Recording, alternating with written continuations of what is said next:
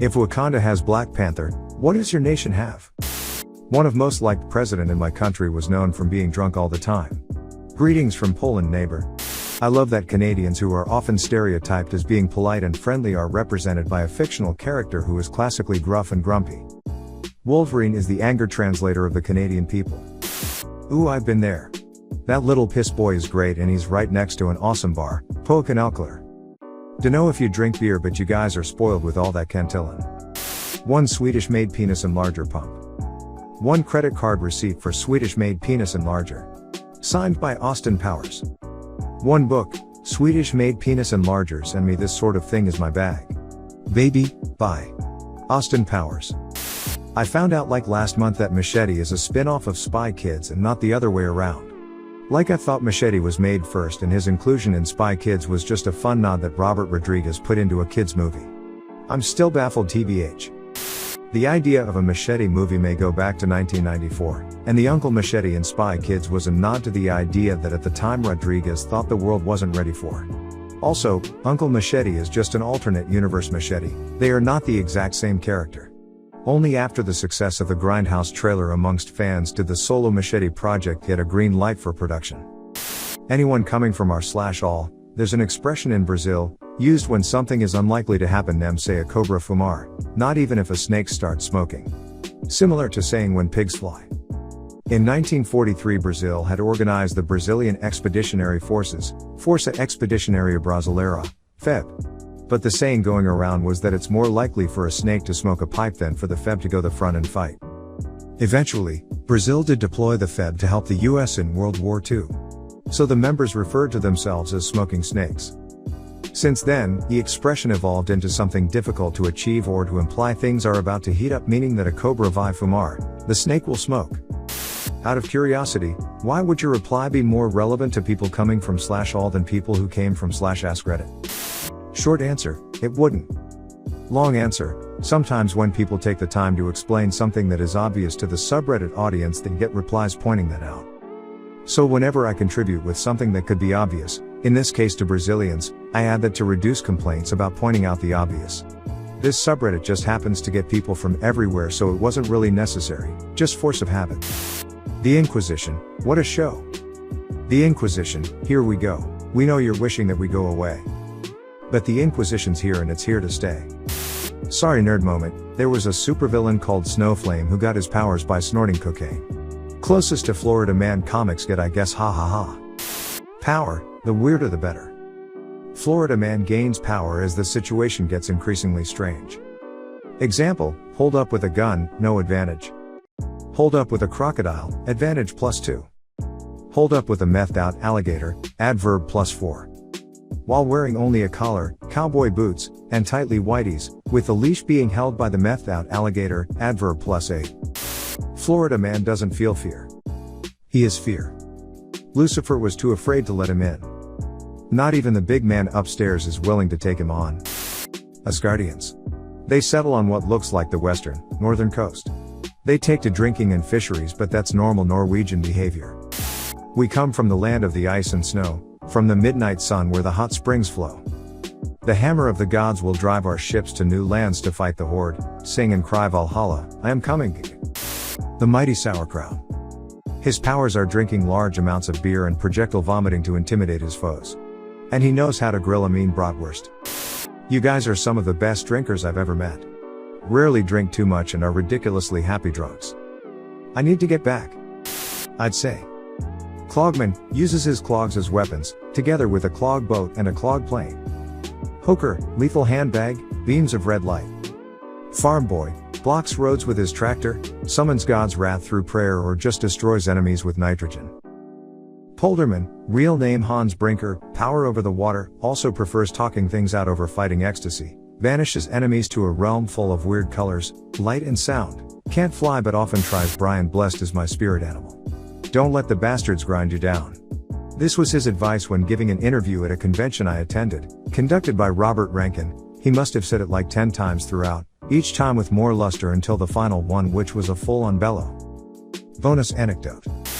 I also saw him play King Lear, not really a Shakespeare fan but you know, Brian Blessed, in a tiny theater. He'd been ill and the first 2 shows were cancelled.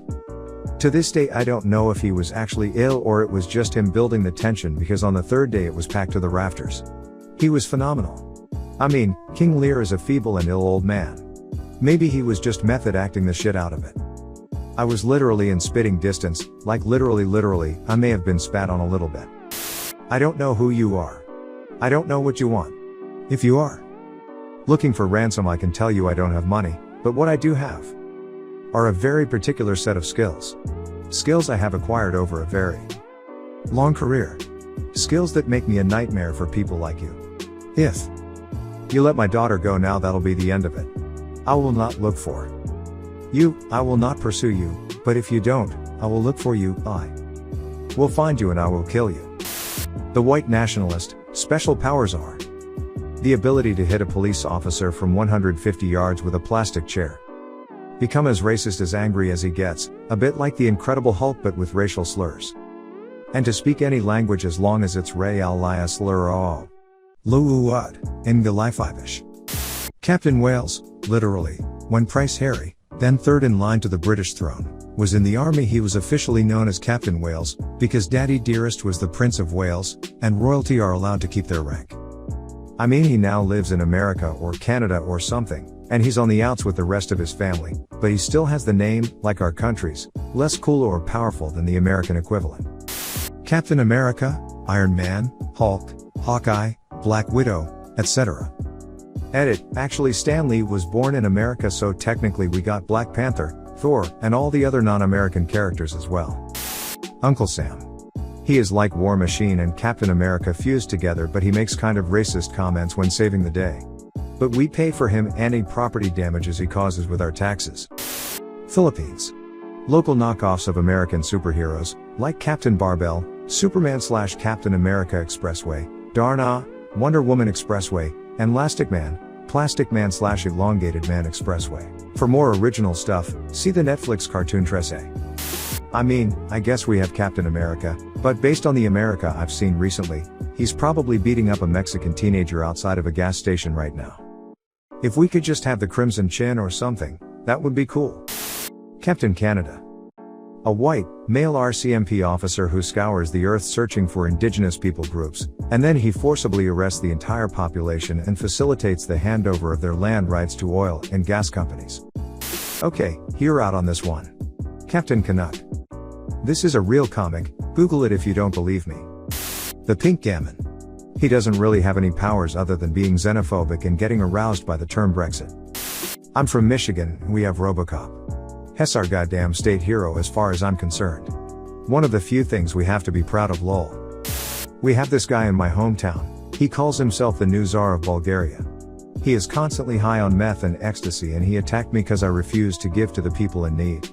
People in need meaning him, and giving to them meaning he wanted my fucking sandwich, and he annoyed me for like 30 minutes. He is not the hero Bulgaria wants, but he is the hero we deserve, at very least, because people like him are product of our backwards mental health system. Der Blockwart. An elderly man in a tracksuit who guards the adherence to the rules, an arcane set of legislation only he fully knows. For some unclear reason, it's mostly women, children, and people of color who keep breaking the rules. Famous examples of them are being too loud on a Sunday afternoon, loitering around while looking suspicious, and not separating your trash correctly. I am surprised none of the Brits mentioned Captain Britain. But as an American, we have like 90% of the superheroes. But my personal favorite is Spider-Man, followed by Clark Kent. And I phrased specifically like that as Peter and Cal are the real identities, while Spidey and Clark are the assumed ones. White Widow. A woman named Karen whose husband chose death over life with her. She spends her time harassing waiters and store clerks. Her powers include summoning management, shrieking, subtle racism, overt racism, entitlement, faux injury. Well, for our city in particular, we have Big Joe Mufferaw. Stompin' Tom. Big Joe Mufferaw. Heave hi ho, the best man in Ottawa was Mufferaw Joe. Mufferaw Joe. Big Joe Mufferaw paddled into Ottawa all the way from Ottawa in just one day. Hey. All the river Ottawa, the best man we ever saw was Big Joe Mufferaw, the old folks say. Come listen and I'll tell you what the old folks say. Yeah, they say Big Joe had an old pet frog, bigger than a horse, and he barked like a dog. And the only thing quicker than a train upon a track was Big Joe riding on the bullfrog's back. Heave hi ho, the best man in Ottawa was Mufferaw Joe. Yeah, they said Big Joe used to get real wet from cutting down timber and working up a sweat. And everyone'll tell you around Carlton Place the Mississippi dripped off of Big Joe's face. Hey hi heave hi ho, the best. Now Joe had to portage from the Gatineau down to see a little girl he had in Kempville town. He was back and forth so many times to see the gal, the path he wore became the Rideau Canal. John Dillermand, translation, John Dickman. He has an extremely long dick, which he does stuff with, not really sure what though. Source, am Danish.